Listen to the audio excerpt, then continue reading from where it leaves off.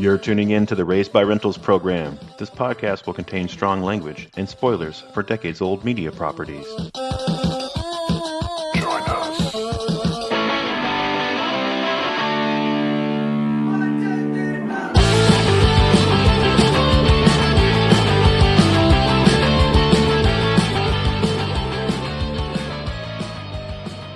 Welcome, everybody. This is the podcast where we examine pop culture franchises of the VHS era and improv new stories because we choose life, choose a job, choose a career, choose a family, choose a fucking big television, choose washing machines, cars, compact disc players, and electrical tin openers, choose good health, low cholesterol, and dental insurance, choose fixed interest mortgage repayments, choose a starter home, choose your friends, choose leisure wear and matching luggage, choose a three-piece suit on hire purchase and a range of fucking fabrics, choose DIY and wondering who the fuck you are on a Sunday morning. Choose sitting on that couch watching mind-numbing, spirit-crushing game shows, stuffing fucking junk food in your mouth. Choose rotting away at the end of it all, pissing your last in a miserable home, nothing more than an embarrassment to the selfish, fucked-up brats you spawned to replace yourselves. Choose your future, choose life. But why would you want to do a thing like that when you could join us as we imagine how we improve our favorite movies, TV, games, and books? I'm Josh. I'm Mike. And we were Raised by Rentals. Mike, what's the worst NES game you ever rented as a kid? The one that ruined your weekend? Oh God. There's so many, but I know what you're driving at because we both had a very similar experience with Where's Waldo?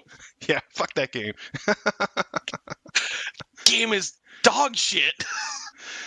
Yeah, dude. I don't know what I was thinking. I must have been 11 or 12, hanging out with my best friend at the time, Ben, and we used to get together on the weekends. And sometimes we both had Nintendos, but sometimes his mom would rent a Sega from the local rental store, the whole system, and then we would get a game. But for some reason, I saw Where's Waldo and thought, oh yeah, that'll be a perfect party game as we hang out this weekend with Ben and his stepbrother and stepsister, of course. And Ben was trying to talk me out of it, nah, dude, that's a little kid game. What are you doing? And I'm like, no, of course. It looks like it'll be fun. Like in the books, we'll all get together and figure out if we can find him in this crowd scene. And Jesus Christ, why didn't I listen to him? Yeah, it's a pretty shitty game. It's so shitty. And the graphics are so bad. It's not like when you look at a Where's Waldo book and there's 1,000 tiny characters and you can have a little bit of fun trying to find, not only the hidden Waldo, but all the other little hidden details. But the NES game, they can't do the level of detail with the shitty graphics. So it's just here's a generic city scene with a couple of spots of red. Oh no, they're red herrings. Could it be Waldo? Jesus. I think we beat the game in record time. It was 4 minutes flat, It literally is just weird pixelated scene after weird pixelated scene, and it's so basic. The graphics on it are so bad that it's just ridiculously easy to play and not fun at all. Yeah, it's really stupid. And ironically, the books that it's based on, while they are for little kids, I think that they're fun for all ages, Well, yeah, I mean, the artwork in them is insane. Those crowd scenes are nuts. Yeah, I think that they're really cool. Again, as an adult, it might seem silly to spend all your time trying to find the little hidden character. But if you're the type of person that likes to do puzzles or Sudokus and crosswords and shit, you like a fun little puzzle. And even if the challenge is easy, it's still a split second of dopamine to go, oh, there he is, and then you move on with your life. Oh man, exactly. I used to when I would go to various stores with my mom, if there was a book section and they had Where's Waldo books, I would literally just stand there and flip through them, looking at the trying to see how many times I could find him, just because they were interesting scenes too. And as an artist, I was fascinated by just how much detail was crammed into each page. Yeah, absolutely. Yeah. For me, I always thought of them as my waiting room books, right? Because you'd end up in a doctor's office or a dentist office or someplace in the waiting room. And, back then, in the 80s and 90s, I mean, yes, still now, but to a lesser extent. But back then, like waiting rooms would be full of magazines because how else are you gonna, kill the time? No one had a smartphone. And of Hmm. course, you'd get a whole lot of like men's health and like good housekeeping or whatever. Like Right. maybe a timer in Newsweek, but like for a kid, like I could get down with the National Geographic, but unless they had some comics or some kids magazines, like I'd be bored. But Hmm. they would usually have like a little corner with one of those little like wooden and bead like puzzles for like toddlers. Move the beads from one end of the twisty wire to the other. Yep. They'd have one of those things with like a little stack of like board books. So I would go over there and and I wouldn't want to read like the children's books, but if there was a Where's Waldo, okay, cool. That's how I'm gonna, bide my time. Yes, I will raid the toddler section because I'll Hell choose yeah. that over Newsweek, when I'm like 10. You know? Absolutely. Oh man. But anyway, yeah, so this is going to be kind of a weird episode. Yeah. I Yeah. I did the intro with the most words ever because as you pointed out, it would be fun to do that on an episode based on a book series that has no words. Exactly. So we are Oh, here God. at your suggestion, Mike. So I'll toss it to you here. But we are here to figure out how we can adapt a story for, I guess, a film or a TV show out of Where's Waldo? I'll be honest. This there was a little bit of hubris behind this, because this idea was sparked when I was watching an interview with Seth Rogen, where he was talking about like the one movie that he wanted to make that he just couldn't figure out was Where's Waldo. And they could never figure out what to do with Waldo. Like they just said that it was too much. Like he was like, we couldn't do it. We could never figure it out. And I immediately sat back and went, oh, come on, it's not that hard. We could do that. I was like, and I texted you going, Where's Waldo? We're going to do a Where's Waldo episode. Yeah. Sometimes when you text me random shit, I just go like, the fuck? And like, we got to talk about this. But like, sometimes I'm just like, you know what? I don't know what's in that crazy head of yours, but like, I'm on the ride, man. Let's do this. Well, because for me, it was like, all right, if you have the keys to the kingdom and you can literally do anything you want, how could you tell an interesting story using the idea of Where's Waldo? It's like, who would be searching for him? And of course, being the horror guy, I'm gonna go dark with it. So my immediate thought involved a wanted serial killer and, and a detective trying to find him. Well, of course. I mean, that's always what I would think of in those waiting rooms when I was 10, looking at Where's Waldo Of books. I'd be course. like, where is that serial killing little bastard? There he is. Where's Call the cops. Get him before he gets another victim. Yeah. So when you suggested this to me, it was one of the rare occasions where it was just like, cool, that one's next in the schedule. Like, it's coming up. We're doing it. Because usually one of us will come up with an idea. Sometimes we sit here and brainstorm it. Sometimes it's a lightning from the sky. Sometimes it's hey, I got a little high, I got a little drunk, and it was like, so hear me out, okay? Like one of those ideas. But typically they just go on a list. And then, every once in a while we get together and we look at the list and we try to figure out, okay, what's our schedule for recording? What days can we record? Do we have time to do the homework to watch the movies ahead of time? And, do we want to take a break from all the horror and put something else in between? That's usually how we do it. But sometimes it's just like, yes, I don't want to wait. We're doing it next. Like, let's get to it. Exactly. Oh, man. Okay. Oh. So it was your idea. I know you have a setup beside the the perfect little elevator pitch that you already gave us. But let's just do facts and figures, right? A little bit of trivia. I think most people listening to this, everybody listening to this, should know what Where's Waldo is. It absolutely like transcends generations. It's not just like a millennial thing, but just in case. So, Where's Waldo is the U.S. version, the local regionalization of an English, as in UK, series called Where's Wally, created by Martin Handford. The first book came out in 1987. There's actually only been 7 main books in the series. Right, which is weird when I looked that up because I was expecting a whole litany of crazy titles, for Where's Waldo. Like there'd be dozens of them. There'd be, Where's Waldo? Where's Waldo in Paris? Where's Waldo in space? The Revenge of Where's Waldo? Where's Waldo in Sun? Whatever, there'd be all of those. But there's actually only 7 main books. But then on top of that, there's a huge number of spin-offs, and this is where you get additional content. There's posters that act as the book itself, where it's a game, an activity book where you find Waldo in a crowded scene. And so there's been actual what I would think of as an activity book, where you color it and cut shit out and paste stickers in it and shit like that. And of course, there's been games, and so I feel like I think it feels like there's more original Where's Waldo content than there actually is, but they've spread it out amongst a lot of different formats.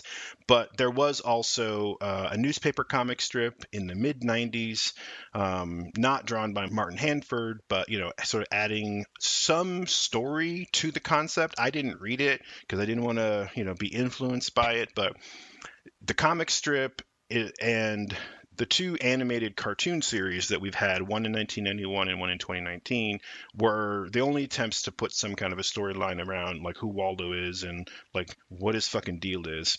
Because even the games, like I said before, the games were just put the book on your screen and there he is. Only animated super badly. Yeah, so terrible. Yeah, and if you've never seen one of these books, I don't know how you get to 2025 and haven't seen one, but just imagine you open up a big hardback children's book and there's a double page splash of hundreds of characters in some kind of a crowded scene, like a street fair or a concert or an art festival or whatever. And there's a lot of characters wearing red and white to make it hard to find the main character, Waldo, who famously wears black glasses, a red and white striped long sleeve shirt, a knit cap, like a beanie or a toque, whatever you call that. And it has got a little red pom-pom on top, and that creepy bastard's always smiling. Yeah. Often has a walking stick, but not always, Yep, that's true.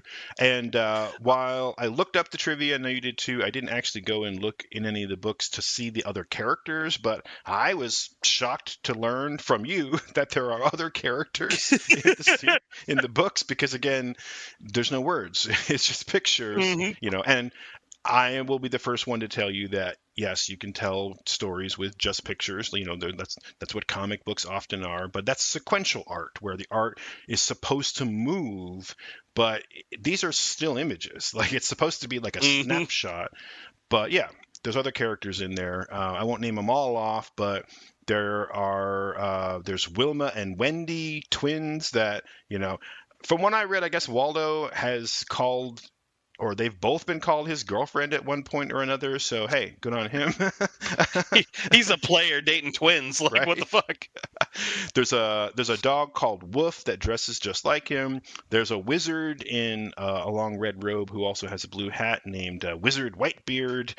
And, there's a couple other characters, that the ones that I do remember from the books are these characters called the Waldo Watchers, who are like Waldo's fan club. And they dress just like him just to make it harder to find him. Little fucks. Little bastards. But as you pointed out, Mike, there is also a Wario to Waldo's Mario. So you tell us about that guy. I just know he's Oddlaw, Waldo's evil twin. And from what I had read, apparently in the cartoon, they had him affect a British accent, where Waldo apparently did not have a British accent. So I'm like, how are they twins? I don't get it. But whatever. So yeah, he's literally just, Negaduck to Darkwing Duck, Wario to Mario. Like he's just like, and he wears yellow and black just like Negaduck and just like Wario. So Yeah, it's just the evil version of our main character. yeah. I appreciate that you went Negaduck first. I like that. I like where your head's at. I mean, for me, Yeah. Darkwing Duck is always going to be over there. Like, it's always going to be up there. I Yeah. love that show. I mean, of all the examples of like evil twins in comics and literature and movies and TV shows, like to just immediately go like Negaduck. I'm like, okay, yeah, instead of like Evil Flash or whatever, yeah, exactly. Like, who also wears yellow. Why do all the evil versions wear yellow? What is that? yeah. That is kind of weird, actually, because here's a little interesting piece of trivia. In old Marvel comics, the heroes would often wear red, blue, and yellow, the primary color. So yellow was considered a good guy color. And so you had like, I'm trying to think of examples, like, well, when Ant-Man became Yellow Jacket, Wasp wore yellow a lot, shit like that. And then, of course, you think Captain America, Iron Man, they wear a lot of red. Now, the secondary colors, purple, orange, and green, were considered bad guy colors, and that's why you had like the Green Goblin and I don't know, like the Beetle, and there's lots of characters, Mysterio and all that. Exactly. Yeah, Spider-Man. A lot of Spider-Man's villains. Doc Ock wears green. The Vulture wears green. There's a few exceptions, like the Hulk as an anti-hero is famously like green with purple pants. Those are bad guy colors, but he can be a bad guy sometimes. True. Yeah. And anyway, so I don't think of yellow as like a bad guy color, but I mean, I guess he looks like a bumblebee. But I like bumblebees; they're so cute. But I was just thinking, I was like, how many evil versions of characters are there that have yellow in their color scheme? Like that would just be one of those rabbit holes I might have to go down, because it's like, yeah, like it goes into children's cartoons, into video games, into comic books. Yeah, I mean, you Like, mentioned there's Reverse Flash; he wears yellow. Yeah, that's what I'm saying. Like that's interesting to me. I'm gonna have to look more into that, because even like when you look at like Green Lantern, it's like the Sinestro Corps or Sinister, whatever they're called, that use yellow. It's like, Oh yeah, huh. Like even the evil version of the Green Lanterns use yellow. Why is yellow an evil color? I don't get it. Well, it's interesting. Yeah, and to your point in that example with Green Lantern, yellow represents fear, right? Because Yes. if green represents willpower, and the one thing that Green Lantern was weak to, he was weak to the color yellow because yellow represented fear, and that was presented as the opposite of willpower in DC Comics. Either you believe you can do something, or you're afraid you can't. But yeah, so that's kind of interesting. But when I looked at Odd Law, when I saw a picture of him the first time, the thing that immediately identified him as a villain to me, he's clearly a bad guy because he has a mustache. Yes, and not just a mustache, but a slightly curled mustache. It curls up. But again, also many of those villains have mustaches. Yeah, see, I think there's a trend of that too in comics, especially when you create like the evil twin. The famous one is in Star Trek when like evil Spock has like a goatee. Yep, and was parodied wonderfully in South Park with their Halloween episodes with Spooky Fish, where the evil twins of all the kids came through the portal and they all had goatees. Nice. It was fantastic. All right, so there's a facts and figures. Like I said, fuck that NES game. I'll just keep on saying that. You mentioned Seth Rogen he had really wanted to make a live action adaptation. I also wrote down that there have been a few other attempts, but they've all fell apart. All the way back as far as 2009 is the earliest I could find, where Universal Studios was trying to put something together. MGM actually announced a live action adaptation in 2011, and then it quietly disappeared. And yeah, it's been almost 10 years since Seth Rogen tried to do anything with it. So I think if we're if we can do it, Mike, we can put a live action Where's Waldo on screen. If anyone can, it's us. Indeed.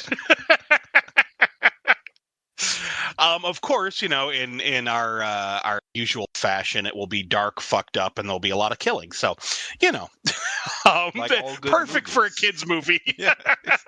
Well, again, we won't get into it, but like, come on, you know that there's already a trend of that too. At least there was in the VHS era when you took like a kid's property and when you put it on screen, like you couldn't bore like the older brothers and the adults who took their kids. So like they had to make it like dark and fucked up, like the Super Mario Brothers movie, you know? True.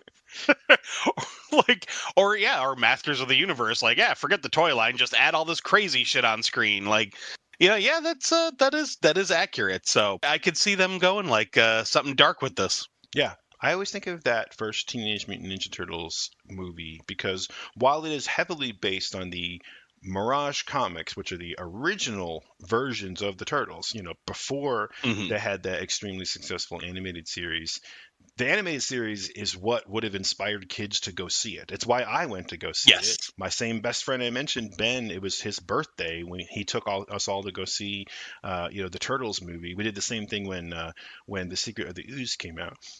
But yeah, I think we were all just like, man, like that was tough, because we didn't know about the Mirage comics and we thought it was awesome. Well, see, and the funny thing about the Ninja Turtles is I'm pretty sure it was something to do with the licensing rights where Eastman and Laird, while they had, the rights over the whole kit and caboodle, it was something like, I think it was like Deke Animation had the rights to like Bebop and Rocksteady and like certain characters that we knew from the cartoon. And then, instead of like, in the Mirage comics, there were the Utrom, and then in the cartoon, it was Krang, and it was just Krang. So like they could have done something with the Utrom, and apparently in Secret of the Ooze they originally planned on having the Utrom in there. The whole TCRI building, the guy that David Warner played was originally going to be one of the Utrom robots with a little alien brain squid in his belly, just like the Mirage comics. But I mean, obviously all that stuff got dropped. But they they adapted the comic book over the cartoon. But to your point, yeah, everyone knew the cartoon. So like because I had gotten introduced to the Turtles through the toys, and then my sister bought me the Mirage comics, and then I eventually went to the Archie comics. So I knew about the darker version of the Turtles. So I was like, yeah, this is the Turtles for grown-ups, It's like, Right? Yeah. I was all excited about it. And but I remember when the second movie came out, like people being so excited, like in the theater when they were mutating to villain characters. People are like, oh, it's gonna be Bebop Rocksteady. Bebop, you could hear the whispers. And then when Toka and Razar came out, they were like, who the fuck is that? Like, Yep. just, I was there. That was me and my friends. We were there for Ben's birthday that second time, and we were all like elbowing each other, like, here they come. And it was like, the fuck? Who the hell are these guys? But anyway, so what are we going to do, Mike? What are we going to do? First of all, do we want to jump into like a plot, or do we want to kind of like set the scene? Like, do we want to talk about like what kind of movie it's going to be? Do you have like, I don't know, like a director or like a style in mind? Like, what are we doing here? So here's kind of what I'm thinking. I'm thinking like of a comedy of errors type of film. So picture something in line with like the Naked Gun movies or like Mr. Magoo, like just where it's like there's a goal trying to be accomplished, but slapstick pratfalls keep getting in the way. So definitely comedic, but dark in tone. So like an R-rated dark comedy. Like I said, I picture having a Waldo being a serial killer, so we're just gonna throw that out there. Perfect. And the main character is gonna be where I was thinking of because the guy who created it is Martin Hanford. Okay. We could have this detective named Detective Hanford. Okay. So the idea is there's this killer who's been killing people, this detective who's been hunting him down, trying to find him, keeps getting eluded at every turn. And he eventually gets sloppy, and it results in somebody getting killed, or people getting killed. Maybe he lets something go too far. I don't know exactly what we want to how we want to do that. We can talk about that, but like have something happen where this detective is thrown off the force, like he's disgraced. He's seen as a lunatic, all that. and he's got nothing left to lose, but he wants to, like, he has to take down Waldo. He has to do it. So he hires a hitman to go after and murder Waldo. So picture that was what the linchpin for me was how you do a movie with this is like the whole book is just looking at a crowd scene.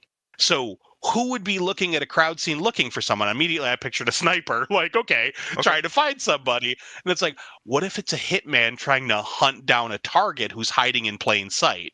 Like, okay, that could lead to plenty of pratfally type moments. So there you go. that was my jumping off point. I really don't have much plot. In fact, all the only notes I have is what I just read to you. Followed by "and hilarity ensues." Ba-da-ba-ba-da-ba. Like that's all I have. Yeah, but I like it. So I figured our main three characters are going to be Detective Hanford, the Waldo, obviously, who will play more of like a visual role. Like we're going to see him, but he's not really going to be one of the characters that'll pop up. Like he's not going to be talking to the audience. Okay. And then our main character will be this unnamed hitman who we can give a name to, or we can just call him the hitman. Doesn't matter. But I did do a fan casting here, so I don't know if you want to also join me in the fan casting here. But for Detective Hanford, I have two choices. Now I have the obvious choice that I feel like fits this character really well, but then I have my fan choice. So Gary Oldman, of course, would play a grizzled detective. Well, we've seen it before. We've seen him play Commissioner Gordon. We've seen him, in many roles like that where he plays the grizzled old, detective. Mm-hmm. But I also think Timothy Olyphant, especially now, I feel like he would play. I feel like he could get that crazy down, like wanting to catch this guy so bad he's willing to hire a fucking hitman. Like I feel like he could pull it off. So that's kind of more where I'm leaning, Timothy Olyphant. Okay, yeah, no, I like that. I hadn't really done a fan cast at all, and now that you're mentioning it, I'm like, quick, trying to think of somebody.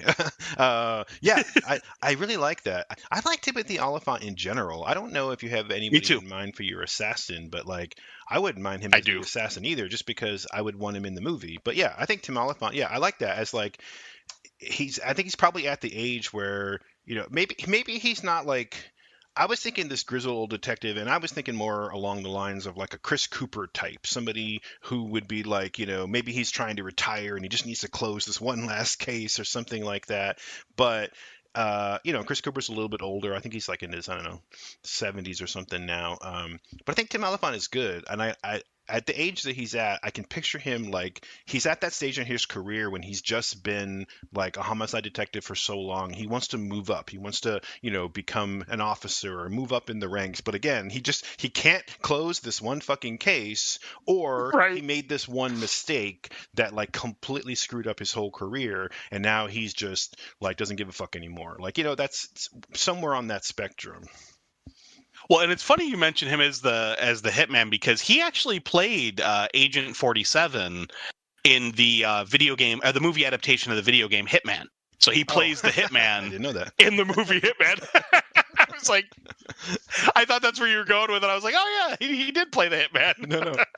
Okay, let's go with Tim Olyphant. But like I said, just because for some reason I don't know why I jumped straight to Chris Cooper. I think I just love that dude. But let's have him be. He's got to be the police. Like he's the chief. He's the one who is like giving Olyphant shit for like fucking up that case with that serial killer, and he's the guy, he wants to retire and Tim wants his job, but like they're both kind of stuck because he can't close this one case. Nice. All right, make police chief Chris Cooper.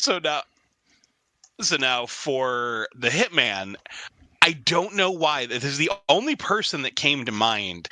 And I just started giggling because I was picturing him like, dressed up nice with, playing the role of like the well-to-do hitman who then, is going to like stake out his area, get his nice fancy gun and just, one shot, one kill, that type of hitman. Like, the guy who's worked for mob bosses all over the world.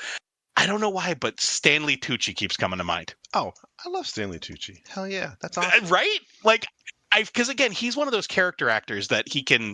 I could see him playing the role super serious while doing stupid pratfall shit.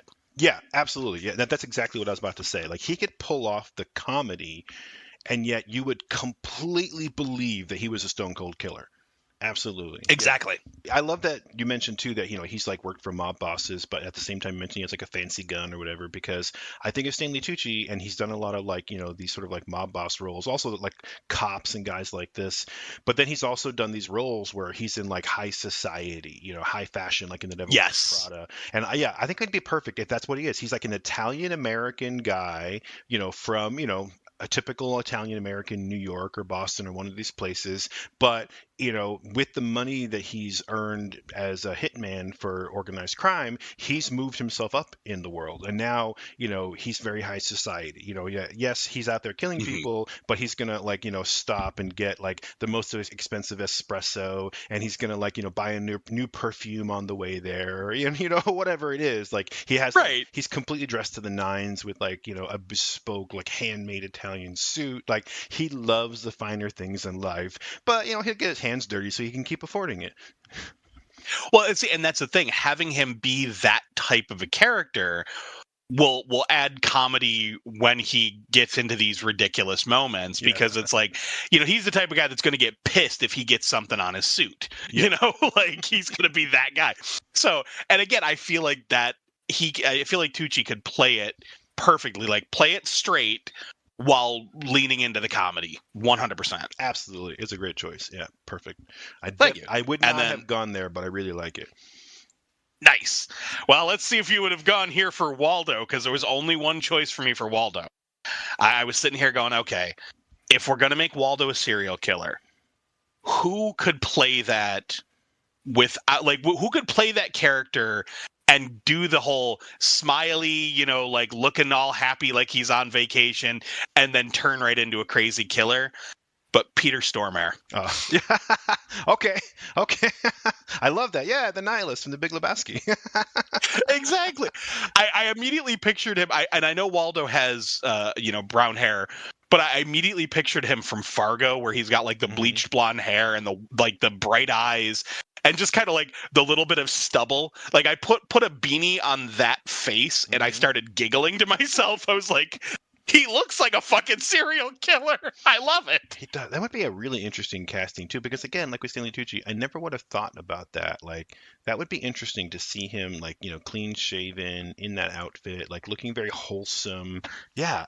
Wow. Okay, that's interesting. I love Peter Stormare. He's one of those actors that I don't think gets enough credit. Every role I've seen him in, he just disappears under the role, and I fucking love it. Yeah, he is awesome. Yeah, you mentioned him in Fargo. That's probably my favorite role that he's in. Yeah, I fucking love that dude. I get. Okay. So I think I probably went more obvious, because just now while we were talking, I'm like looking at a picture of Waldo. I'm like staring at that like smiling, bespectacled face. My first thought, and I didn't stop on it, but my first thought was he looks like Elijah Wood in Sin City. Oh God, yes. Right? I forgot that character's name, but he has those like round, Harry Potter glasses, and he's just always smiling, creepy, never stops smiling. Kevin, that's his name. Kevin, I was just gonna say it was a one. Yeah. I couldn't remember if it was a K or an M. I'm like, what the fuck is it? Yeah. I just reread the whole Sin City comic book series too, like earlier this year, so I was like, oh, I probably should know that. But then I went from like, okay, yeah, but he's done Kevin. And I was like, let's go beyond, like, who else? And then I thought, well, it's a similar type of actor who normally plays very wholesome roles, but you always think of them as this like boy next door type. But if he were then to turn and do a heel turn as a villain, a creepy villain, I think Will Wheaton would be creepy as hell. Oh yeah, okay, I can see him doing that. Especially having watched The Guild, the Felicia Day web series, where he kind of plays the villain, like he's the foil to their, like he's the leader of the opposite guild in the game, and he's kind of their villain character. Or even in the Big Bang Theory, he was like, I think he was Sheldon's nemesis, wasn't he? I think so. I didn't watch The Big Bang Theory very much. Yeah, I only watched a little bit of it. I'm pretty sure he was. Yeah, I've seen him play a nemesis character a couple of times, and he's good at it. Yeah, so that's interesting. I think he looks the part, but Peter Stormare is like, that's such an interesting casting choice. Like, I just thought it would be funny to see like the Nihilist wearing that outfit. yeah. Well, this will be a fun thing, right? Is so listeners, as we're telling the story, just picture whichever actor you think fits the role Yes. better, right? And let us know in the comments on social media. Absolutely. Like, who's the better Waldo? Is it Peter Stormare or is it Will Wheaton? Okay, but we definitely have Stanley Tucci and Tim Oliphant. I keep saying Oliphant. I don't know if it's Oliphant or Elephant. I don't know. We're just gonna go. I always thought it was Oliphant, Timmy. like the Go with Timmy. little Timmy, the boy with no bones. Okay, so this will be a fun movie too. Probably really expensive and really hard to coordinate as a director because there's going to be so many scenes with hundreds of extras. Like huge crowd scenes. Yeah. I mean, nowadays they could just do it all with CG, but we're like, just put a crowd scene on. Right, exactly. Fucking CGI bullshit. But anyway, so. Let's get into it. I'm just going to rattle off a couple of things that came to me while you were talking about this plot. Things I think we could fit in, or just to keep in mind. Again, about the crowd scenes, right? So, I think it makes sense if Waldo is a serial killer whose MO is that he culls somebody from the crowd at one of these big events. So, every time there's some big, again, like a music concert, especially the real big outdoor concerts, or if there's, a big convention or even a protest march or anything like this, or I think of like, like a big street festival, like a St. Patrick's Day parade in Boston, things like that. And then somebody's going to end up, murdered in that in that crowd. And, that's what Timmy is on the hunt for. Like, who's that guy, who's killing in the crowd? And then I think it would be fun because, again, Waldo has this signature red and white outfit. I don't know that we necessarily want him to wear the outfit the whole movie. Let's talk about it. But just as like a set piece for the end, if there was a way we could get to like, okay, one last big event, crowded event, and for some reason everybody's wearing red and white. Like maybe it's maybe it's an Italian Pride parade, or I don't know. I'm trying to think of something where there would be people. I mean, they might wear other colors also, but like where would we have people wearing a lot of red and white so that it would be like, the final challenge? It could be something as simple as like, okay, how there's like all the different like cancer walks and stuff where they're like, wear pink to fight cancer, wear blue to fight this guy.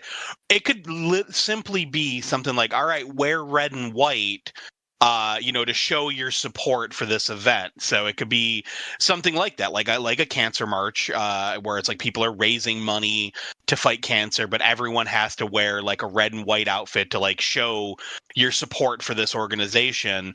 And like for everyone that shows up wearing, red and white or whatever, like this organization will donate $1 in your name type of thing. And then you could donate whatever you make from walking this march. So it would be perfect because like everybody there would be wearing some kind of combination of red and white, whether it be red and white stripes, red shirt, white pants, white shirt, red pants, just like it would be a sea of red and white. And then somewhere in there is Waldo. Yeah, exactly. Yeah, I like the idea of the cancer awareness. It could be like a Red Cross event too, right? That's a red and white flag. They do red and white on there. Okay, so we'll get there. I just thought that would be a fun thing. Like we got, it's like the final boss stage in a video game. Like you got to make it the hardest, right? Of course. Okay, so yeah, I think we should like where we should kick this film off is like the way I'm picturing the opening is like the top down of like picture a like a detective office, like all dark, like darkly lit, warm colors, or I'm sorry, cold colors, so like blues and purples and all that. Picture the camera over a ceiling fan with like the ceiling fan disrupting the view every few seconds, like whoop, whoop, whoop, whoop. Looking down at a detective sitting at his desk. So we see Timothy Oliphant's character like sitting there. So Detective Hanford, like chain smoking and like with all these pictures laid out on his desk. This would be like the opening credits. Like we'd get like we'd cut to black, someone, Peter Stormare, Waldo, that type of thing.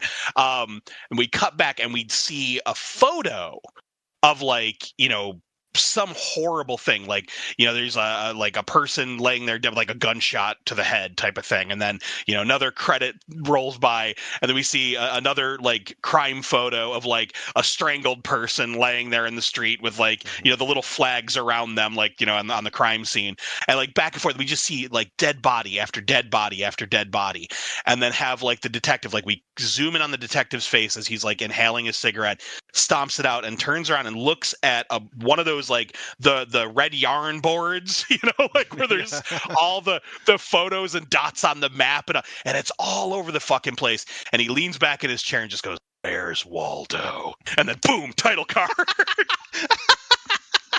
Yes. Yeah. Oh, I love it. Now come on, if you didn't know what you were watching and you watched that opening, tell me you wouldn't be like, all right, where is Waldo? Yeah, exactly. Okay, so following that logic, after we go to the title screen, maybe have some credits hit, and then let's answer the question. Let's show Peter Stormare. Or Will Wheaton. We'll show Waldo, right?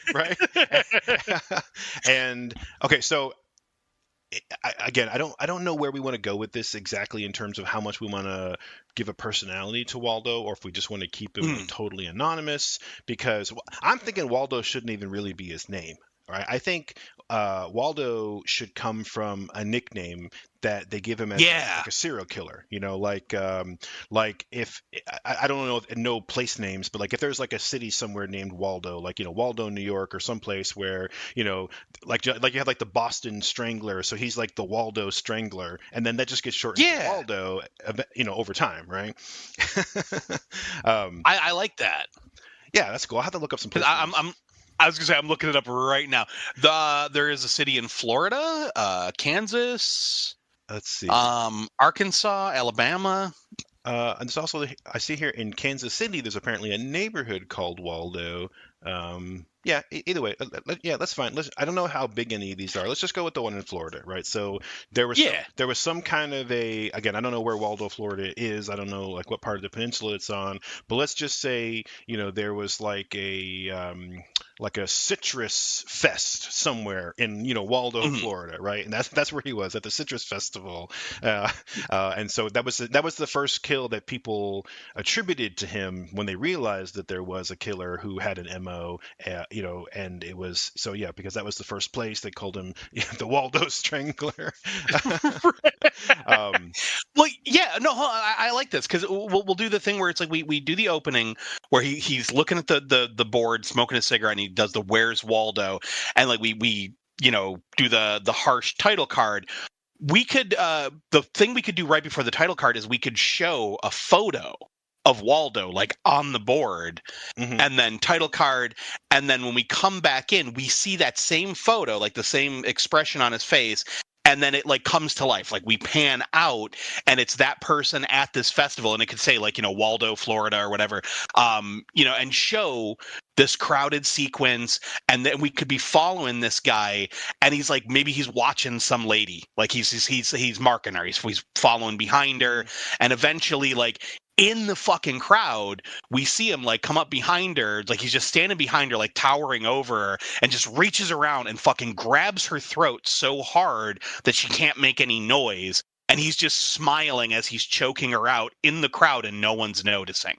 And then cut from that to the cops investigating, and we meet Timothy Oliphant's character. Okay, yeah, I love it. So let's play with time a little bit. Let's play with time and expectations, because I love all of that. So we have the pin board, right? And again, would be so funny if as the audience, we're going to know who Waldo is right off the bat, because we're about to show the audience, right, the kill that you just explained. But of course, Timothy Oliphant doesn't know who Waldo is, doesn't know what he looks like. But it would be funny, since you mentioned that we were going to zoom in on that picture on his pin board, is as the camera's moving around the pin board and we're seeing what Timothy Oliphant sees, or the Detective Hanford, it's we're seeing the place names, right? We're seeing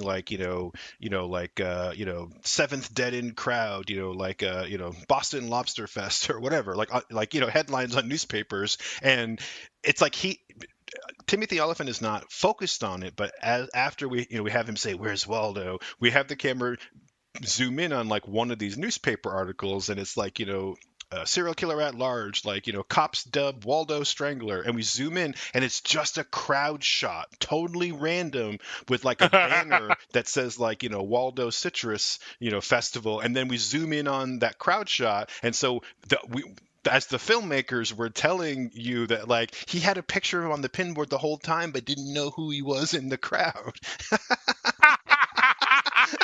Yes. Oh, that's perfect. I like that. Yeah.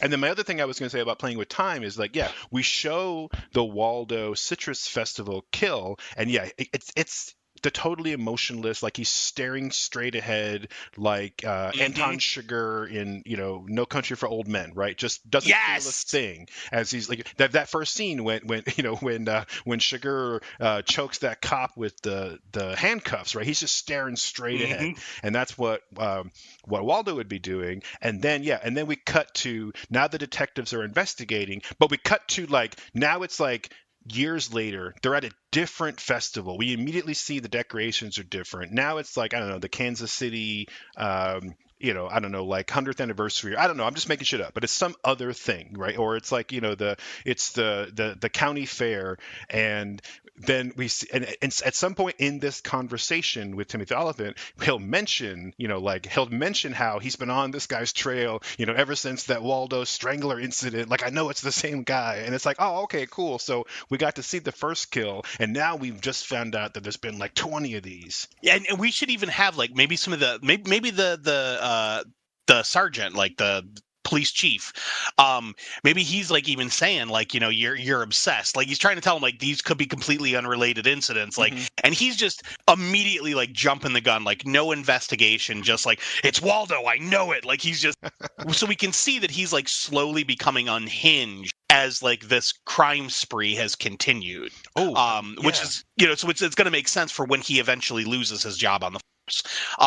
We could even do show when we start the movie, it could be 5 years, 5 years before, or 5 years ago. Yeah, because you got to make it obvious for your dumb audience.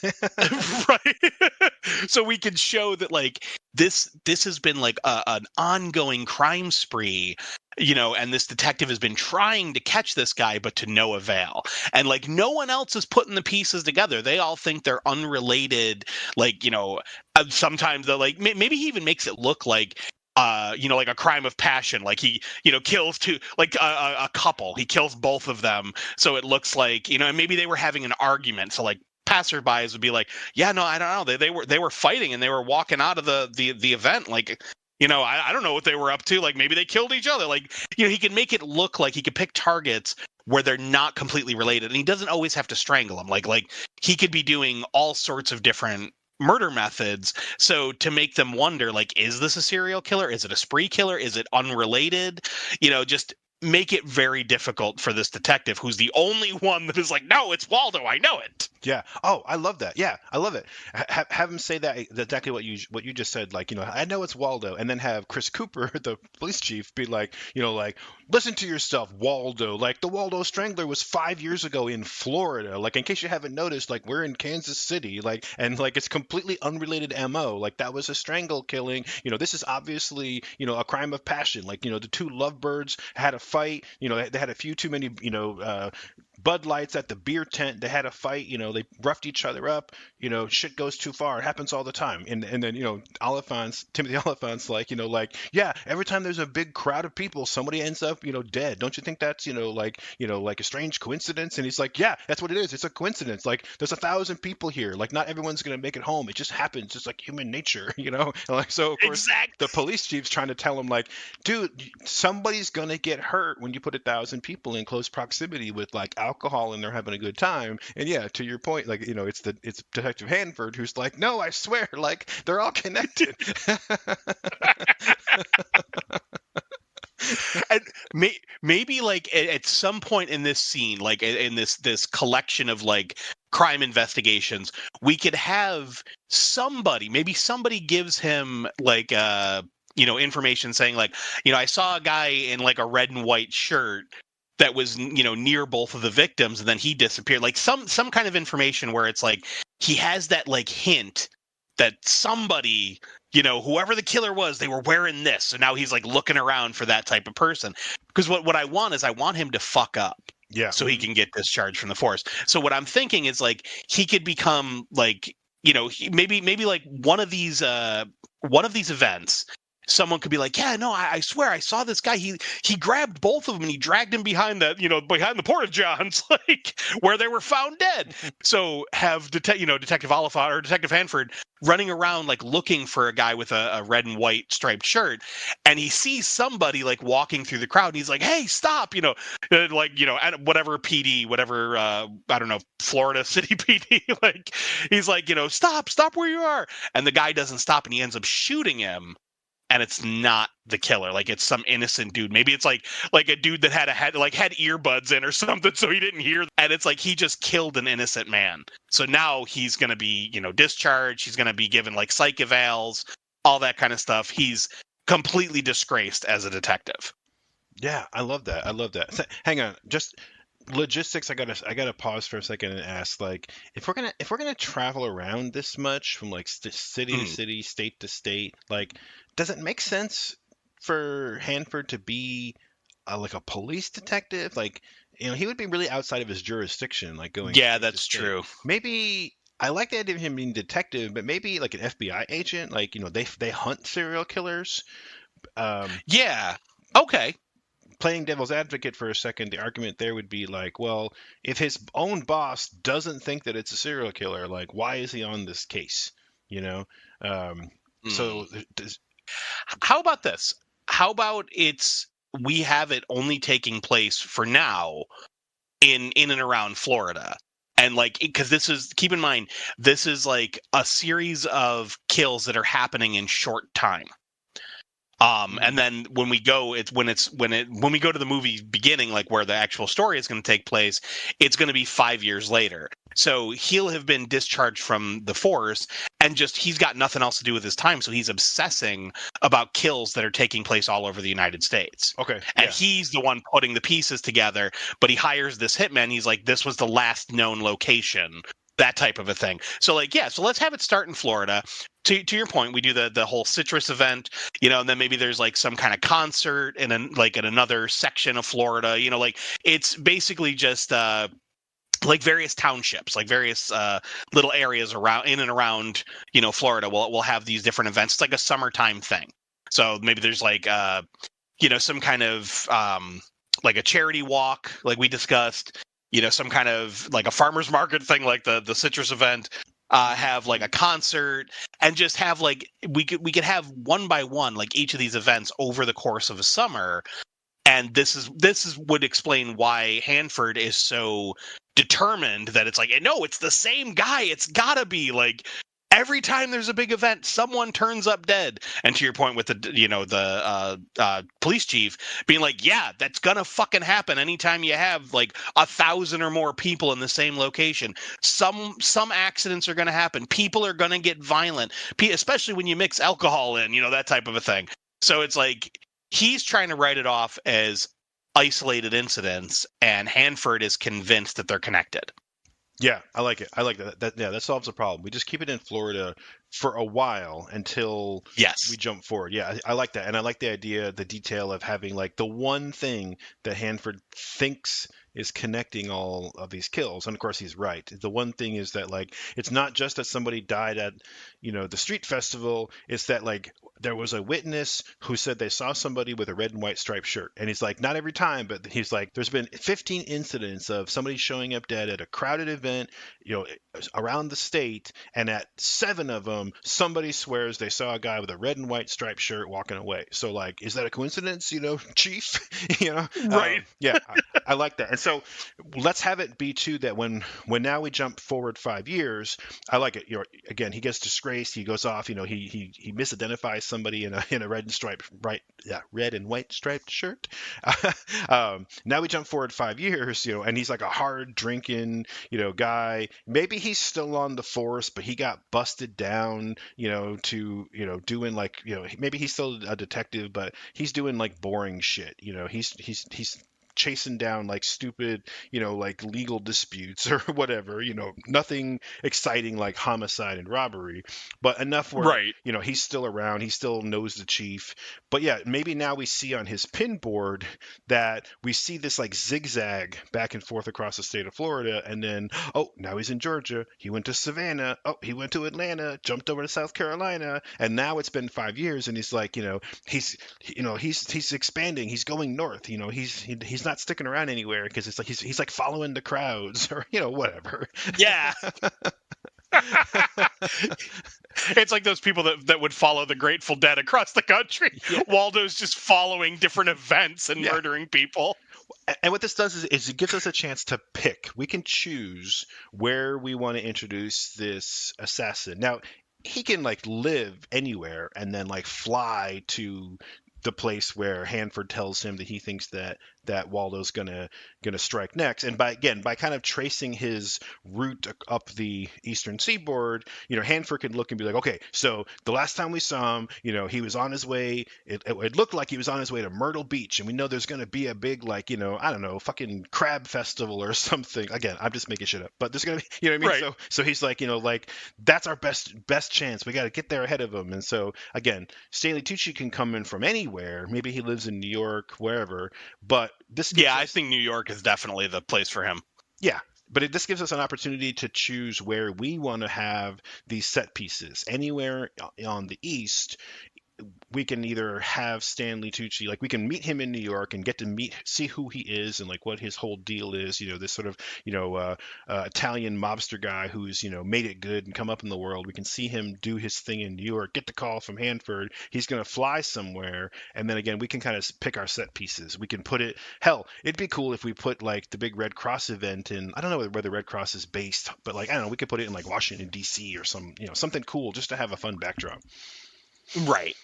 Yeah, no, I like that. So we have Hanford, like we said, he screws up. He ends up shooting an innocent person. Doesn't kill him. Maybe that's why he doesn't get discharged.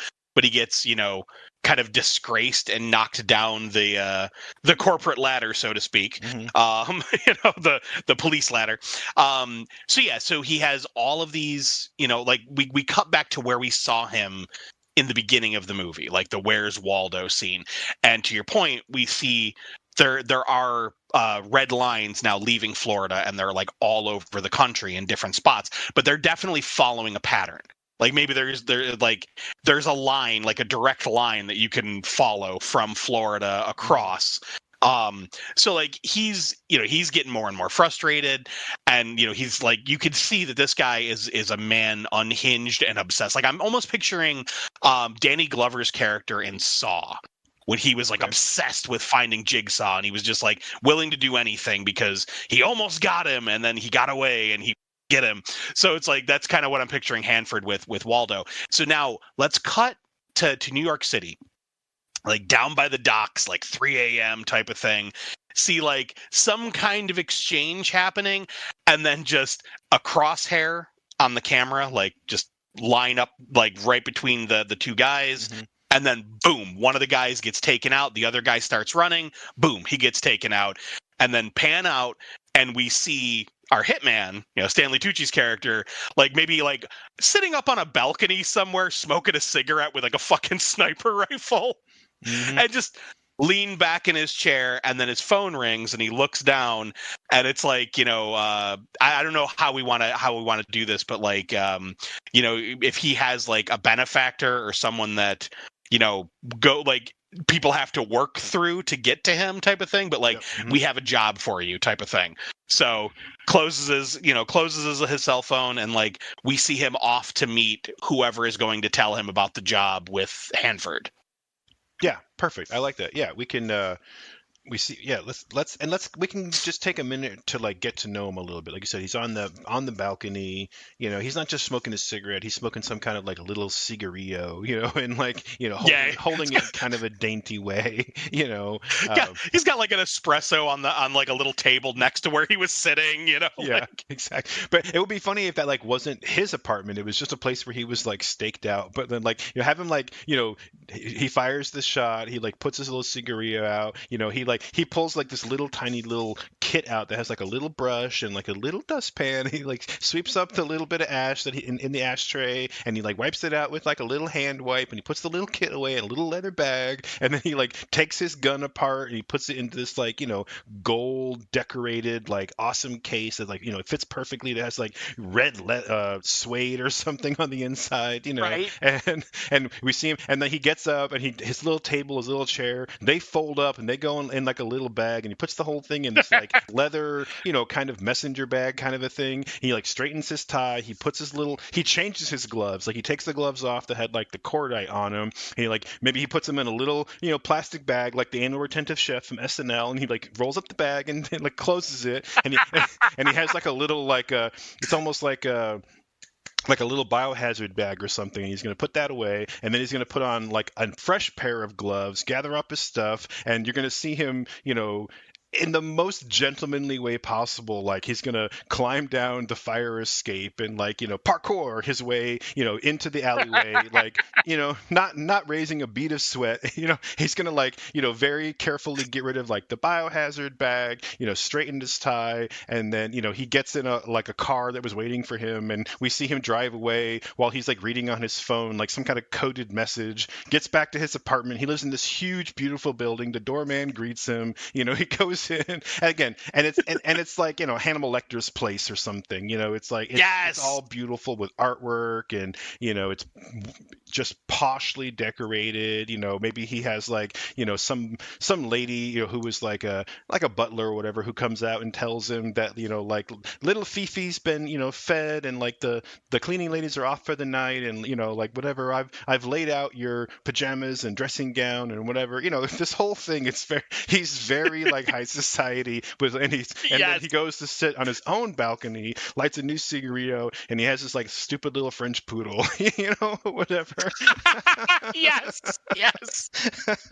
And and here he should take out like one of those, the little oh god, what are they called? Those the like mini laptops. They used to be called like netbooks. Oh yeah. I forget what they're called now. But he takes out one of those, and like maybe he looks at the message, the coded message, and he corresponds with somebody. Like we don't know who who's hiring him out. We might not even need to know that yet. But have him basically be like, "There's another job for you in Waldo, Florida," type of thing. The client is willing to pay whatever we need. That type of, so he like, next thing we see Stanley Tucci getting on a plane, flying to Florida. And I keep picturing, because again, the Waldo books, I keep picturing like we see this massive crowd at the airport, and then we zoom in on Stanley Tucci boarding the plane, then zoom out and see like the little dotted line, like Indiana Jones with the plane, like like flying to Florida. And then like, again, we pan in on Stanley Tucci on the plane and pan out to a massive crowd scene in the airport as he's walking out of there.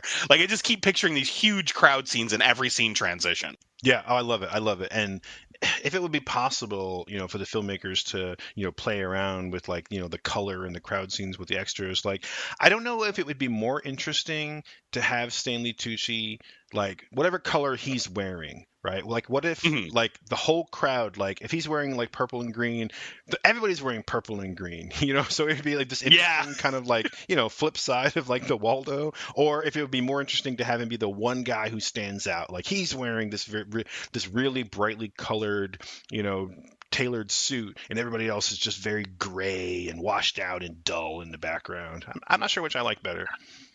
I kind of like that. I like that visualization of like we see the crowd, and then we see like this one person wearing like a different colored outfit walking out of it. I think that was just striking visually. I like it. But yeah, so So we have him, like, we see him coming out of the crowd, and then we cut to, him sitting down in front of Hanford's desk. So, like, we're just like, nice quick cuts. Like, he's at his apartment, then he's in the crowd, then he's on the airplane, then he's on the airplane, then he's in the crowd, then he's at the desk. Like, just like boom, boom, boom, boom, boom, real fast. Mm-hmm. Yep. So he's sitting there, and have him, very prim and proper, so the, like, one leg over the other, hands folded, just waiting to hear what Hanford has to say. And it would be a stark contrast, because I'm almost picturing him in, like, the hitman character in kind of like a mauve suit. I don't know why, but like a mauve colored suit. And of course, Hanford's sitting there with like sweat stains under his, like, dirty white button down with the suspenders and the gray pants. Just, he looks all muted and dark and dreary. And then you got, Stanley Tucci looking all high society sitting across from him. Yeah. I like the visuals. Absolutely, yeah. Especially if they were meeting in Florida, I feel like Stanley Tucci would be like, it's Florida. He's going to be really into like that whole like pastel retro look from the 80s, very Golden Girls, Yeah. So he's going to be wearing like mauve with like a lime ascot or something. Yes. That's perfect. Oh my God, I love it. Yeah, so Hanford gives him the whole deal. Whatever. They make the deal for the money. Of course, Hanford's going to have to make some comments about how, like, my wife's going to kill me when she finds out, like, or my ex-wife's going to kill me, when she finds out that I emptied out, like little Timmy Jr.'s college fund, but like it's totally worth it, Waldo needs to die. But yeah, like, man. he should basically give the hitman the rundown, like explaining to him, like, for the last 5 years I've been tracking this man's movements. I've been, and have Tucci again, like, completely emotionless, just staring and listening. Have him go through, like, and he could even talk. He's like, first, there was the Waldo strangling, and then we cut back, like, do a quick cut of, Waldo standing behind the woman, like, choking her, just staring out. And then it could be like, then there was trying to think of a band name, like the I don't know, concert or something, right? Like big crowds, like a Fish concert. Yeah, it was like, then there was the fish stabbing, and we could see like two people who like seemingly stabbed each other. That would be like the couple, who like, tensions got high and they stabbed each other, and they're, laying there dead. And he's like, and then, there was the Disney poisoning. So like we see like Disney World, yeah. And we see someone like turning green, like like choking and falling over dead. And it could just be all these things where it's like different deaths, and we could just show like a montage of kills. And he's like, I know that they're related. Everyone thinks I'm crazy, but I know they're related. And like, so almost like putting doubt on Hanford, like, is this guy crazy? Like, none of these crimes seem related. So why is he so convinced? Yeah. Just so we could play with the audience a little bit. But he, goes in the whole thing, and then we could have, after he explained everything, have Tucci's character, which just, I don't know, hitman. We'll have the hitman just kind of like mention something quietly about his fee, and have have Oliphant be like, don't worry, the money's there. He's like, but you just need to finish it, or you just need to do the job, that type of thing. And have the hitman be like, all right, well, where was his last known location? And have him, I don't know where we want to send him off to. Maybe like it's in Seattle or something. And so he heads off to whatever big music festival is starting that the detective thinks he's going to be at. We do that same thing. Sorry, real quick on that. If we do stick with the East Coast, like we talked about, I did look it up. Yeah, the American Red Cross Association is based in Washington, D.C., which would be kind of a fun thing to do at the end. We could get big crowds there. Oh, absolutely. If we want to go that far north, then. But yeah, that gives us a lot of opportunities. I'm just thinking, I don't know how many times Stanley Tucci, since we talked about this, being like a comedy of errors, like how many times is he going to try and fail to kill Waldo?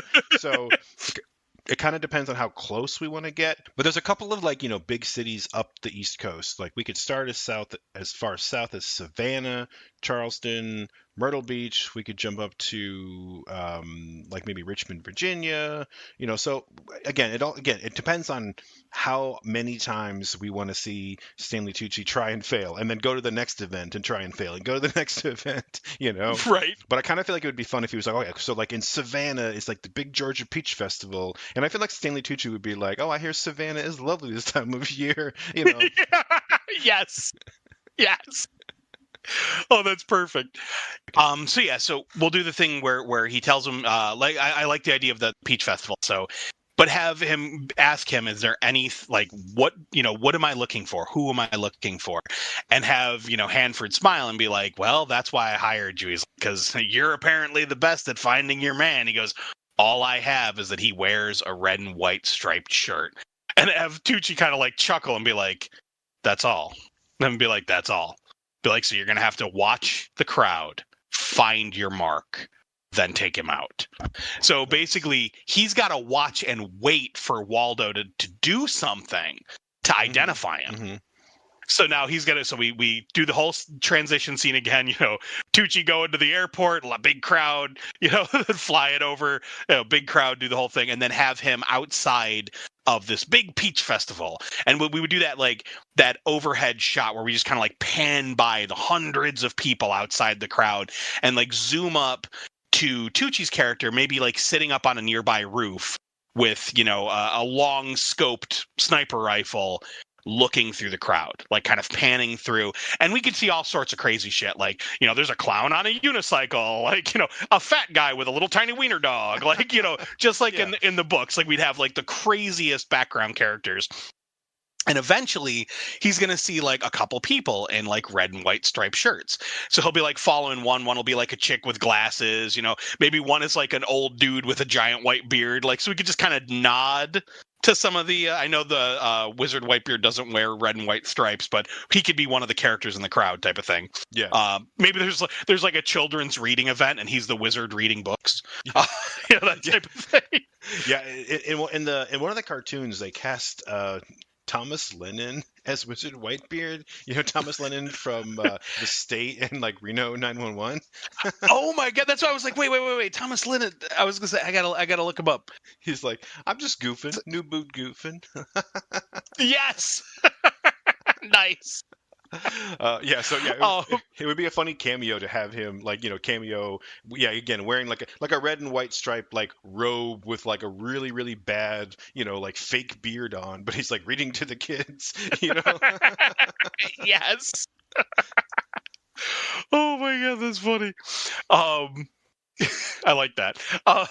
So yeah, like we'll be following around, and like he's watching the different people in that outfit. So like I said, like have the maybe like two maybe identical twins. So we'll have Wilma and Wenda both in the red and white stripes, and like he's following the two of them, and then he sees like some guy over in the distance and like starts following that guy, but it's like a big fat dude, like because it could almost be like the Waldo Watchers as well. Like we could just be finding different people, and let's have him not get the right guy first. So like maybe he's following like the big fat dude that's clearly not Waldo, and have him get, I don't know, maybe he gets into a scuffle with somebody. So now he's following that guy and he just fucking takes him out thinking that he's completed his task, and it's he killed the wrong guy. So now he's going to have to like try again. Yeah, let's do that. And let's have him.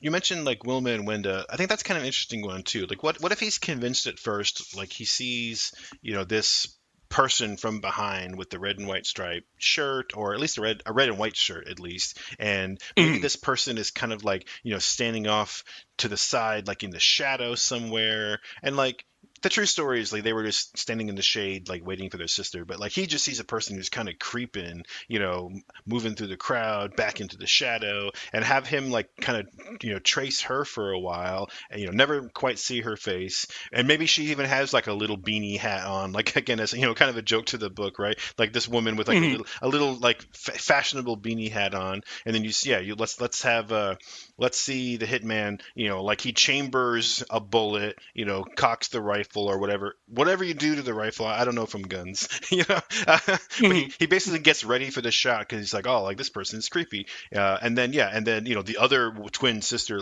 comes out and then they hug and you see them kind of wave their hands at their face like, oh my god, it's so hot. And then okay, we get it now. Yeah, but to your point, then we do it again. To your point, oh, there's this creepy big dude, and maybe he's just perving on girls, and we see him walk up to this couple of girls, and they're just ew, gross, and they go, and he kind of follows them. So we know he's being kind of pervy and creepy. So and maybe at one point maybe he he goes to not grab one he's gonna beat her up, but kind of he goes to touch the girl's arm and she flinches away and he kind of grabs her and there's a little scuffle, she gets away, and then again Tucci is convinced that this is the guy. He takes him out surreptitiously behind the corn dog hut or whatever, and then he's like, all right, cool, right. Got my guy.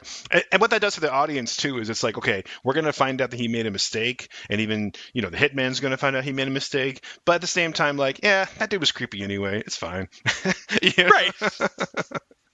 Well, what if here, this is kind of where I was going with it. So, I love the idea of making him this creeper who's following the girls, and maybe he follows them kind of outside of the crowd a little bit, they walk between the food huts, the corn dog tent, like you're saying, and they walk between them, and Tucci's watching them.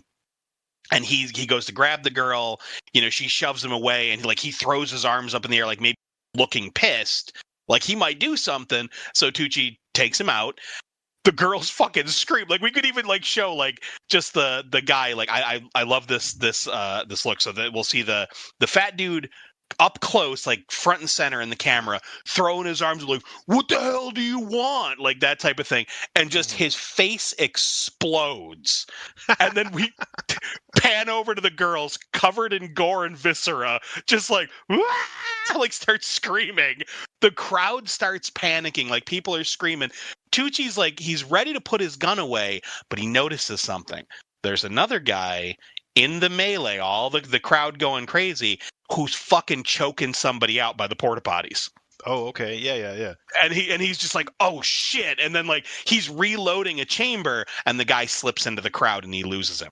Damn. Yeah.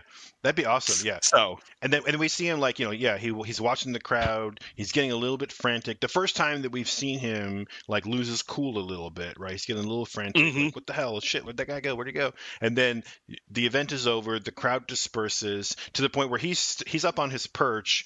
There's nobody around.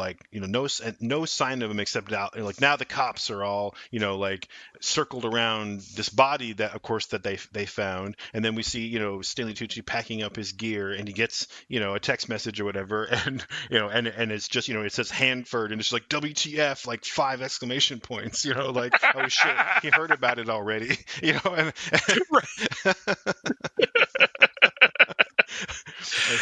and maybe have him be I've marked him, I know who I'm looking for now, that type of thing.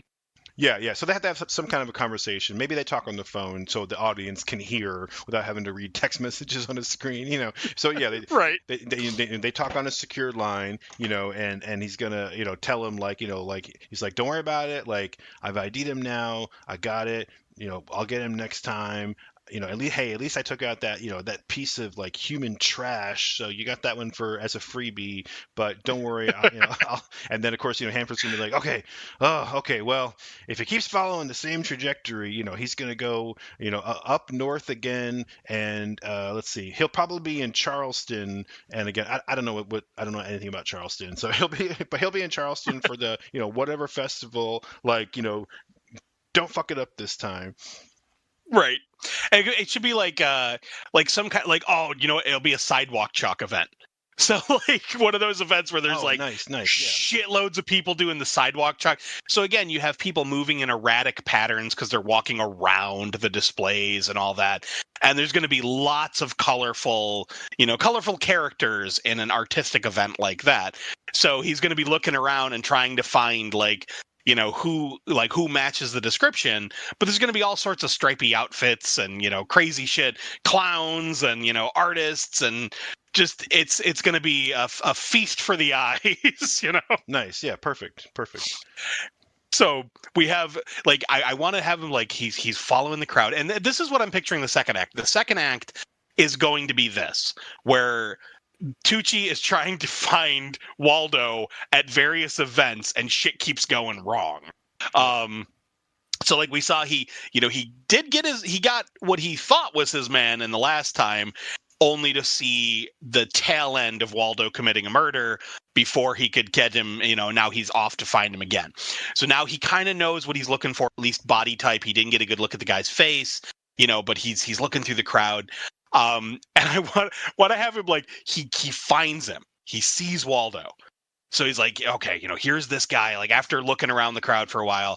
And we see him like closing in on somebody. Like maybe there's like, a little old man, like, standing up from his chalk painting, like dusting off his hands. And Waldo's coming up behind him. Like maybe he's got like a scalpel or something. Like he's just, that deadpan look. So the hitman T like lines up his shot and then just have a clown on a unicycle juggling, like, I don't know, like juggling batons, like, like literally pedal, pedal into view, and his fucking head gets taken off and just splatters across one of the chalk or the chalk paintings, and people start screaming and scattering. Yeah. Of course, yeah. There's like, some little girl that was like, doing the final touches on their chalk masterpiece, and then like blood all over her face. Yes. Yeah. Oh, dude. Yeah, it'll be like. So, hold on a sec. So it'll be like. Maybe it wasn't the little girl doing the painting. She's watching, right? She's watching the chalk. She's standing there holding a balloon and an ice cream, and then the fucking clown's face explodes all over her, and it's just like dead silence, and she looks down at the ice cream, lets go of her balloon, and just goes, and starts screaming bloody murder. Yes. And everyone starts running.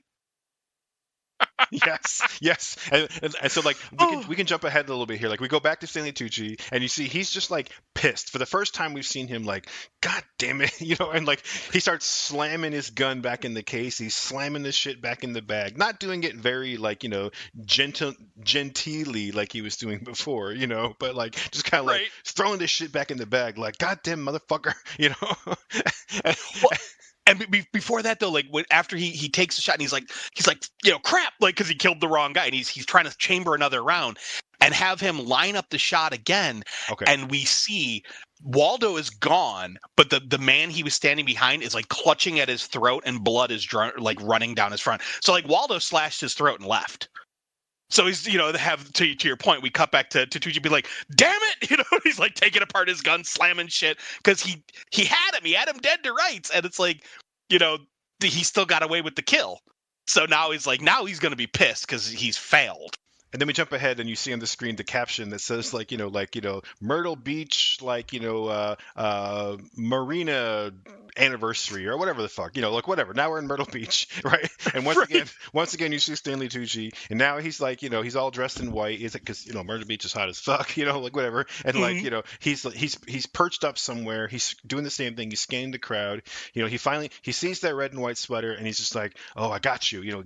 He cocks the whatever he pulls the bolt, whatever, like he's about to take the shot again, just like before, and then there's like there's like a crowd of teenagers with like a beach ball that run in front, or like god damn it, whatever. It's like he can't take the shot because people keep getting in the way, and he doesn't want to like kill the clown again, so it's like he's following him back and forth, and and this time it could be as simple as like, or maybe he's he's perched out on like a, I don't know, like on a sand dune or outside somewhere, or wherever he is, where there's going to be like some little kids who run up to him and like, hey mister, can we bury you, and have him be like, oh no, and then like sand all in his face, Yes. And by the time he screams at the little kids and like gets back on the site, he's like frantically paying the crowd. He finds Waldo again, and then again he's, by the time he sees Waldo, there's already like a dude falling in the water. It's like, fuck. Yeah. I love, so like this should be like a montage sequence where we get like we do that. We'll say like the name of the area, see like a sign come up on the screen, like you said, like Myrtle Beach, and like whatever the festival is. and then show the crowd, show Tucci, show the pratfall, and all the while like have like I don't know like some ridiculous music like Lime in the Coconut playing, like have that playing in the background. And then like we cut into different things like you said, Tucci lining up the shot, looking, kids kick sand in his face. What the hell? Like go back, there's a guy laying dead, and we'll just keep cutting from scene to scene. It's like, this is just what I want to edit. Like be like some giant, bird watching event where we see this crowd of people in a park with binoculars and Stanley Tucci in a tree with a fucking like fake cardinal over his gun. So it's just like the gun barrel is poking out of a very obviously stuffed cardinal's mouth. And he's like trying to line up a shot.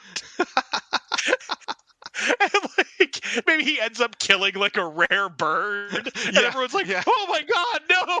Yeah, it's gonna be like the Wilmington, Delaware, like Birdwatchers Society gathering or some shit, I love that. And then good.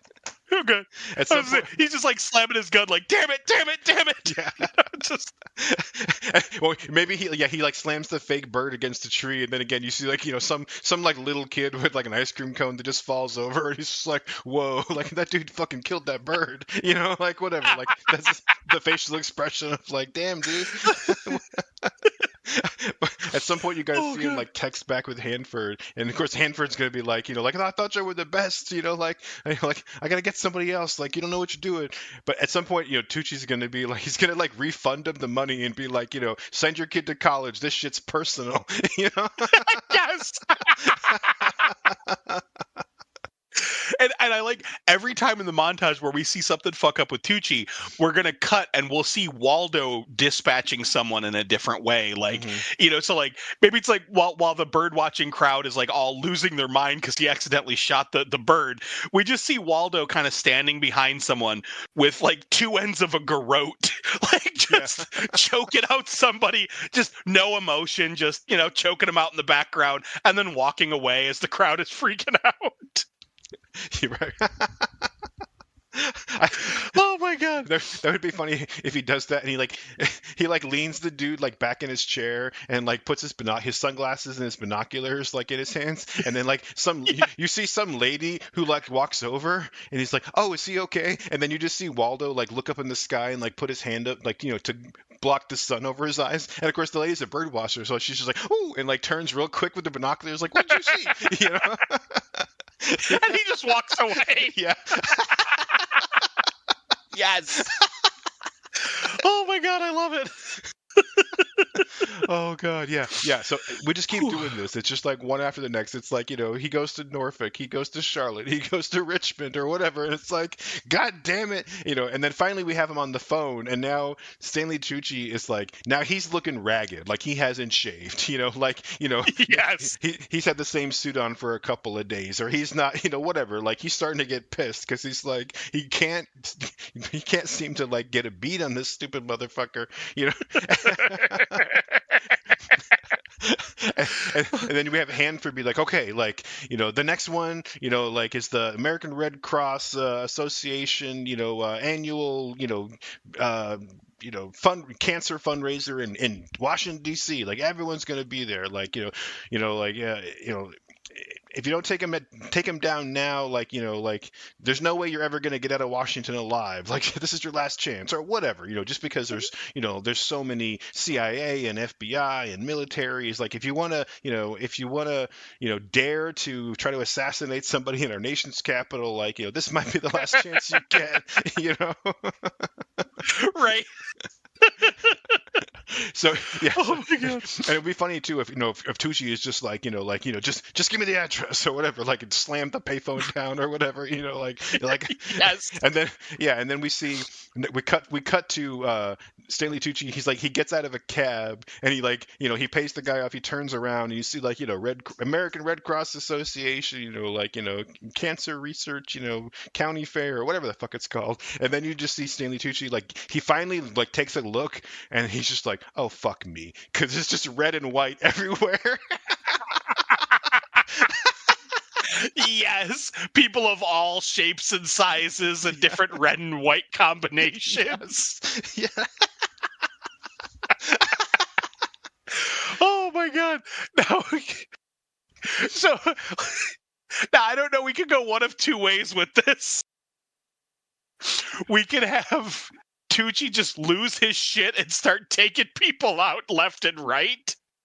Or we could do more of the pratfally thing of like where he almost gets Waldo and he tries to get him, but things go wrong. I don't know how you want to proceed with this, but I think either one opens a good possibility. Yeah, I think at this point we've seen a bunch of like, sort of, if not maybe not as extreme as calling it a pratfall, but a bunch of like silly moments where like he just, missed it at the last chance because some stupid thing got in the way. We just saw a montage of that. Yeah, I think it would be funny if he goes in, he sets himself up, he like takes a deep breath, like, "Ooh, you got this, Stanley," or whatever his name is, like he's like, "You can do this." He finds what he thinks is like a good vantage point. He gets himself all set up. Maybe this time we see that he like took the time to shave. He pulls out his little folding table. He pulls out his little folding chair. He has his little ashtray. He pulls his little cigarillos out. We harken back to that very first scene when we met him, and he's like, "Okay, I got to get it all perfect so I can be in the right zone." Be in the right. And then he just starts scanning the crowd like he always does. And then we see him get a little trigger happy, but like where he sees a guy and you see his finger kind of tense up, and then no, it's not him. Take it easy. He's like, now he's talking to himself, and of course to the audience, saying like, it's not him. He's too tall. Like, don't rush it. Like he's talking himself through it. And then, it happens again. Like he sees a guy like, oh, I got you now. No, it's okay. That's a woman. Like go to the next one, And then finally he sees him for real. Like there he is. There's Waldo. And walking through the crowd, and there's too many people. He's trying to get the right shot. Maybe at some point Waldo turns and looks dead at him right in the sight and just gives him a blank stare. And then like some big dude like on some, I don't know, some like one of those like or better yet, it's like one of those Pagliacci looking clowns juggling on stilts like comes right in front of him. Stanley Tucci sees him looking dead at him like, what the fuck? Takes the shot, shoots the Pagliacci clown, and then is just like, oh, you motherfucker. And he just bam, bam, bam, like reload, bam, and just starts fucking.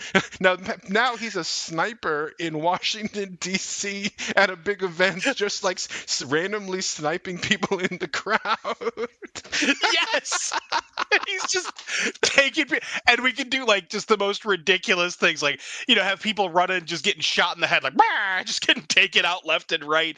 Like you said, we'd have things like the clown on stilts. We could have like maybe for whatever reason, there's like the organ grinder monkey guy just like running with his little monkey, and his head gets shot off. You're like, oh, we should have it be that it's the international like Red Cross like celebration day. So there's like people from like different cultures around the world like showing off their local culture. And Tucci is just taking everybody out. Yeah. So of course, the fucking cops and everyone, they're gonna all get involved. And they're gonna get him. Like let's have him, like he doesn't get Waldo. Like he shoots a shitload of people. And he's like, you motherfucker, I'm gonna get you. Have like the cops and everyone come rushing up to the roof, tackle him, and he's like, no, he's getting away. And then we could pan down to the crowd and have again that blank-faced Waldo just like grab someone by the throat and start walking them out of the crowd while he's choking them. And again, like he's getting away with it as they're taking down Tucci, and he's like, no, you don't understand. Like just so Waldo walks away free. It would be perfect if there was like the little like Canadian contingent, and there's a Canadian guy, and he's got a red and white striped like sweater on with like like the two cat, like because he comes from a cold place with like the glasses, like a guy who looks exactly like Waldo from the books, and have him just be like, oh, like what's going on with that hoser, eh? And then our Waldo just grabs him from the back and like drags him off, Yes. Oh my god. Oh man. Oh fuck. Whew. So So we have we see Stanley Tucci's character get arrested. And he's like, he's in jail, and we see Hanford talking to him. I'd be like, what were you thinking? He's like, I saw him. I know what he looks like, and he's like describing him to him, and just be like, you got to take him out. You got to do that for me, all right? I've never missed. And he's like freaking out as he's in prison. Nice. And so like I kind of like leaving it open where Waldo gets away. Like Waldo is never stopped. Okay, so I just thought of one scene. This could be the end, or it could be like after the credit stinger, like whatever makes more sense. But yeah, let's kind of end it right here. You got to have it Hanford. Maybe Hanford's trying to call, like Stanley Tucci's cell phone. Like you see, we cut to him in Florida, like pick up, you motherfucker, while he's like watching the live coverage on TV of like massacre at the Red Cross event. Oh my god! And then so we sort of wrap it up, and then again, whether we do it right here as like a coda or whether we cut to it in the credits, and then next thing you know, we see Hanford and he's at a bar, and you just see like empty shot glasses in front of him, and he's just getting fucking toasted, and he's like talking to the bartenders like, you don't understand.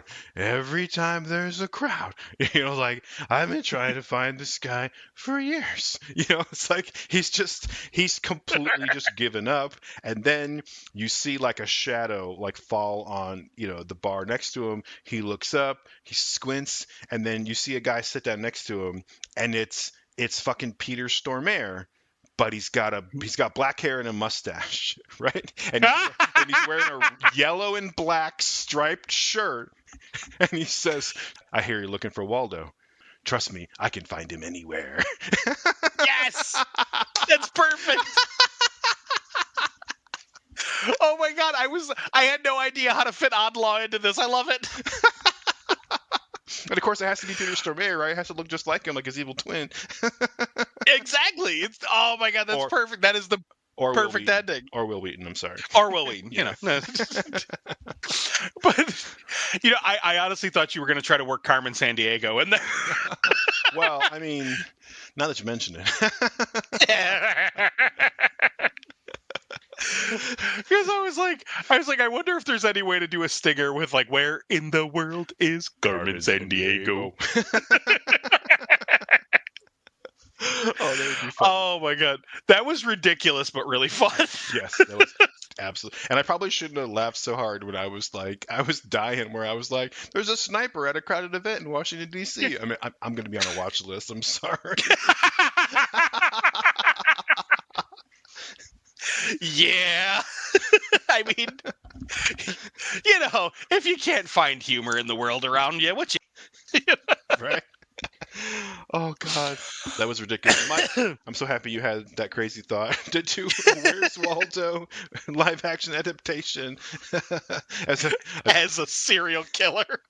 I guess it's a dark comedy, right? Because fucking Stanley Tucci, poor guy. We never even gave him a name. He's just the hitman. Oh my god! I mean, honestly, I kind of like him being named Stanley. Like, it fits the character. Yeah, absolutely. I think it's good. The only other characters from the books that are named there's lots of like W names, right? Like Wilma and Wenda and Waldo, and of course Oddlaw because it's backwards. And then there's Oddlaw's girlfriend named Odd Lulu, which is strange because that's not a name backwards. Ulo, right? That's not a name. But Odd Lulu has an evil ferret named Fritz, and then there is a dog, not Woof, but another dog named Artholomew. So if we wanted to, take some names from the books, I wouldn't want to call him Fritz. It's too German for our Italian American guy. But his name could be like Stanley, like Bartholomew. I think you could get away with that for an Italian guy. Oh yeah, yeah. No, I just again, the picturing Stanley Tucci being this wacky, like just getting frustrated, like going from like the upscale, like, why yes, I am the best hitman, to like, motherfucker, like, yeah. I don't know, that to me would be hilarious to watch. Absolutely, it'd be funny. Oh god. So Ooh, I laughed myself exhausted. So I guess that's a I good know, right? sign. Well, and it's been a while since we've done one of these where it was literally just there's no rules, there's no regulations, there's I mean, come on, what story is there for Where's Waldo? It's a dude in a crowd. Yeah. So we really could do anything we wanted here. So it was much like when, we were making up a movie for Centipede or Pac-Man. There's no story there. Let's just give it a weird story, Yeah. And I think this was fun. It was more about the kills than anything, but it was really fun. Yeah, absolutely. Yeah. And, this was good, too. This was us kind of branching off, doing something different in season 4, because this is actually the first book that we have done. We've adapted. We've done 2 comic book properties before, Wildcats and Spider-Man. But this is the first time we've done one that was just a book. That's interesting. I'm surprised that is our first and only one. We'll have to think if there's any other properties out there that we want to touch on. Yeah, absolutely. The first thing I can think of is like choose your own adventure, but that might have to be like a big episode. Oh, that would be interesting because it would almost be like we would have to have a third and be like, have that like be like this happens or this happens, choose, and then we'd have to like tell them what happens next. Right. I'm actually going to put that on our ideas list. that could be fun.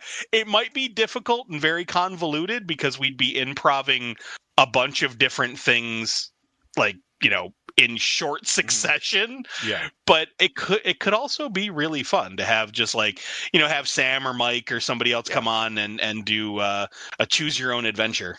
Yeah, absolutely. We have to figure out some rules ahead of time in terms of like, do we have some predetermined scenarios, or do we have our guests come up with like these are some things that could happen, and then we'll just see what happens, And we can even base them on cliches, like there's an evil twin, or like Deus Ex Machina, or whatever. Like I'm sure that there's some ways we could do some shortcuts, but yeah, that would be a fun one. But anyway.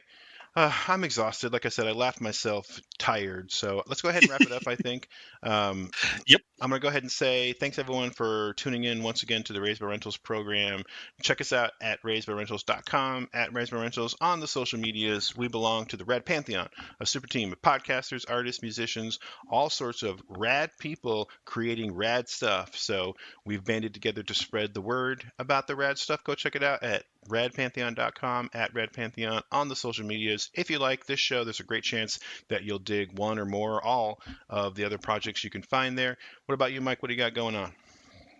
Well, the Boogeyman's Closet, we're still, slowly getting our footing again, but there should be a few new episodes by the time you hear this. I'm hoping Ghoulies 2 will be out by then. But we'll have, I know on the docket, we have Intruder. We want to definitely get to that 80s classic. Heck yeah. And there's a few other sequels that we need to get to, like the third Reanimator film. And Army of Darkness and Evil Dead 2. Like we gotta get some. We're trying to close out franchises, so gonna be going back to other movies that we've covered at least 1 or 2 entries of, and trying to do the sequels. Nice. So yeah. Just like you recently did with your Freddy versus Jason episode, which rounded off your Friday the 13th and Nightmare on Elm Street series in a nice neat bow. And we're almost done with Halloween. I think we just have the Blumhouse movies to cover now, so that's going to be rough. But good luck with that. I think we could pull it off this year. I might have to torture Reese and Susie this Halloween, but and then of course there's Count Creepyhead Saturday Morning Monster Mash, where 3 grown man children bitch about pop culture and talk about Muppets. Right, always a good time. And toys. That used to be a toy podcast. Yeah, it's in there somewhere. Nice. Well, like I said, thanks everyone for tuning in. If you had fun with us, visit us on those socials. Drop us a line. Let us know, should it be Peter Stormare? Should it be Will Wheaton? Who's the best Waldo? Let us know. And while you're at it, leave a podcast rating. Let us know what you think we should improve next time. And with that, I'm Josh. I'm Mike. And we have to return some books to the library.